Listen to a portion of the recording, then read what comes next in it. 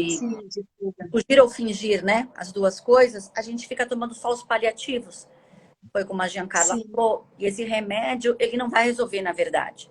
Ele pode atenuar por um momento, mas você nunca sim, vai na causa, né? Então, você está se sim. enganando ao final.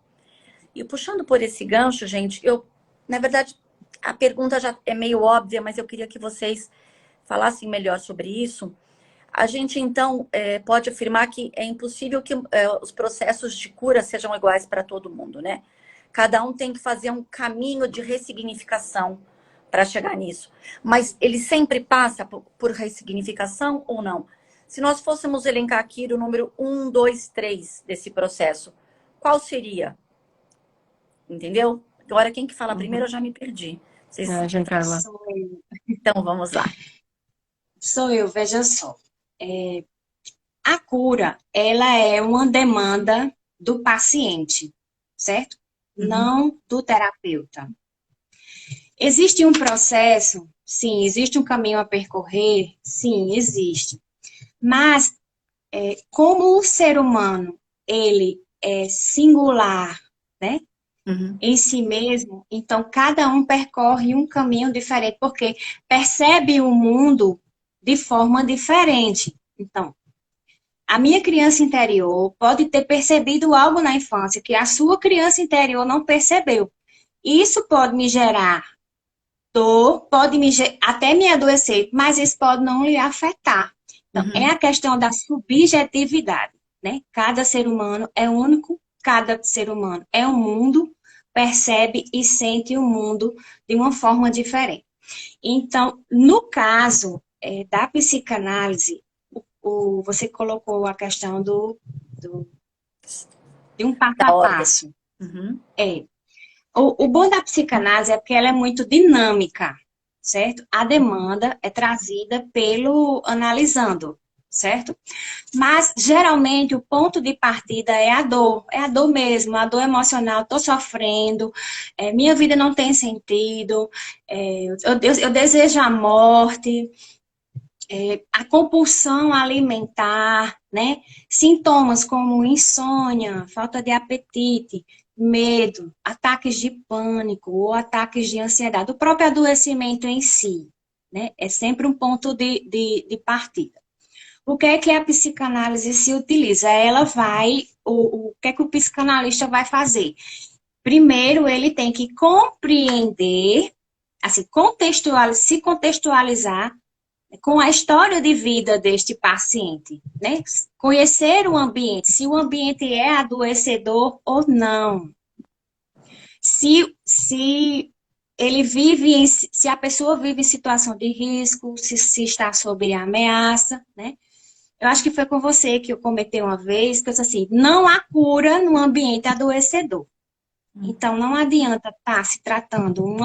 Um exemplo, uma mulher que sofre de abuso psicológico ou violência doméstica, né, remédio nenhum, nem terapia vai resolver, porque ela continua no ambiente adoecedor, no Uhum. ambiente opressor, né? Então, depois de contextualizado isso, o psicanalista, a partir da própria teoria da psicanálise, ele vai conhecendo o paciente a partir da fala, a partir dos sintomas, né? A partir das crenças, né? Daquilo que ela acredita, de como ela pensa. Né? O psicanalista, ele precisa compreender o paciente como um todo, para poder, vamos dizer assim, dirigir o processo terapêutico, né?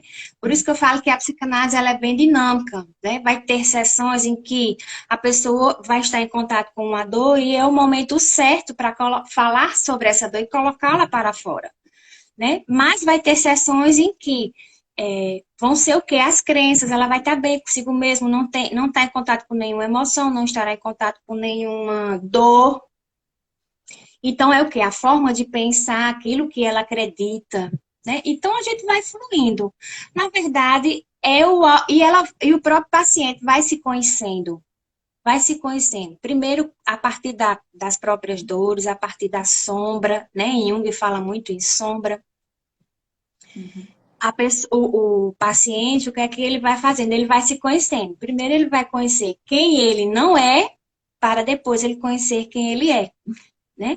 Ele vai visualizar que se comportava de certa forma, porque precisava ser aceito pelo grupo, porque precisava ser validado por alguém, que se não fizesse isso, né, se sentia inferior, não tinha valor para si próprio, né?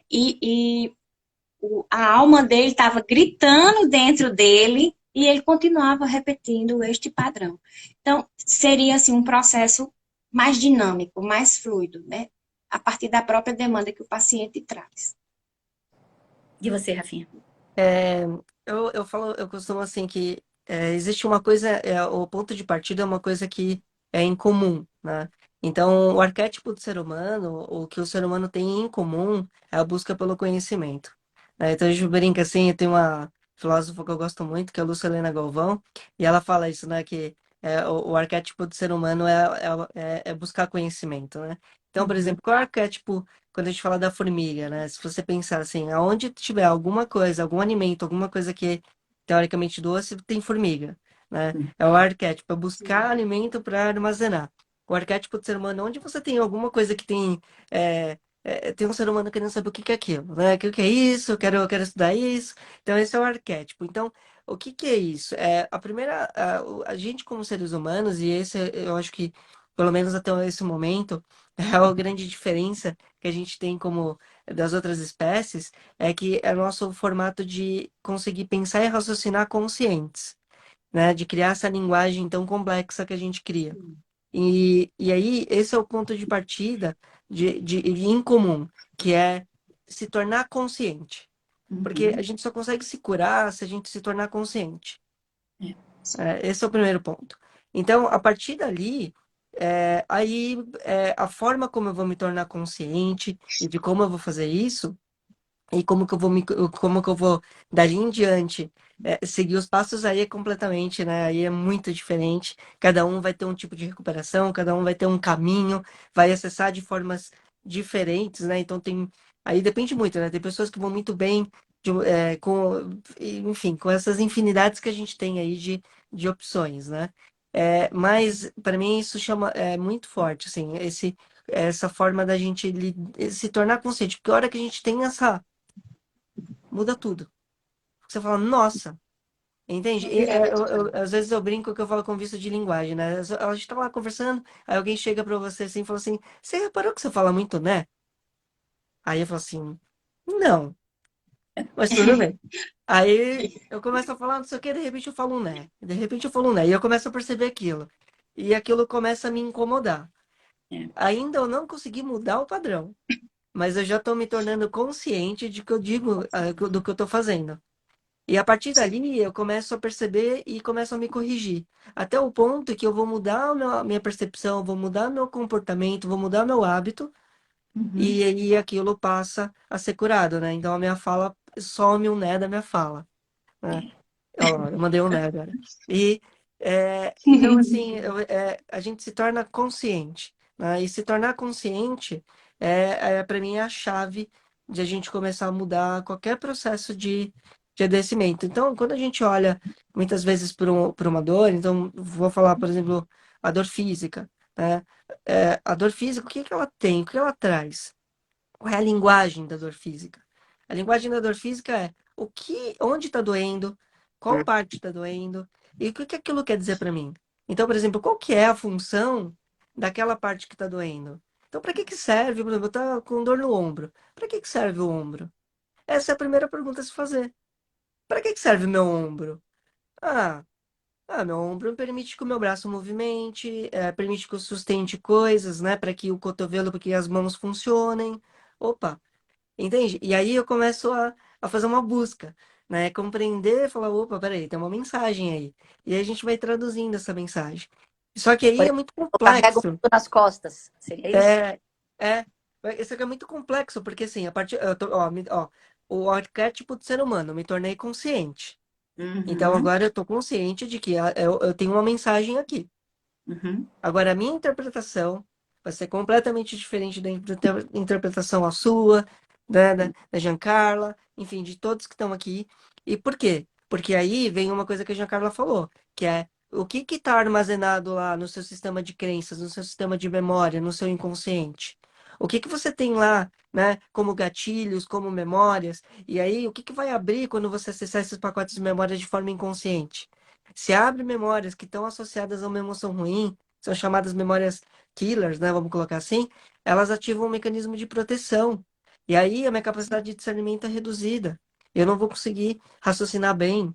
Então, aí a gente tem vários mecanismos que vão acontecendo, por isso que é muito complexo dali para frente como isso vai se melhorar. Mas olha só, pessoal, assim, queria colocar aqui pra gente, né, eu gosto muito de trazer práticas, assim, eu sempre tem uma coisa que eu gosto muito de fazer, normalmente eu faço nas lives. Olha, vamos fazer aqui uma mudança de percepção para a gente sentir isso e sentir o quanto isso reverbera no corpo, né? Que é o emocional com o corpo. Então, pessoal que tá aí, falem assim agora, tá? Todo mundo aqui. Fala assim, eu preciso, eu Eu tenho preciso, e eu eu devo. tenho e eu devo. Eu quero que vocês sintam isso no corpo. Então, fala assim: eu preciso trabalhar, eu devo trabalhar e eu tenho que trabalhar.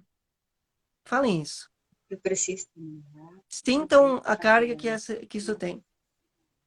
E agora, vamos mudar. Vamos trocar as palavras eu preciso, eu tenho, eu devo por eu escolho.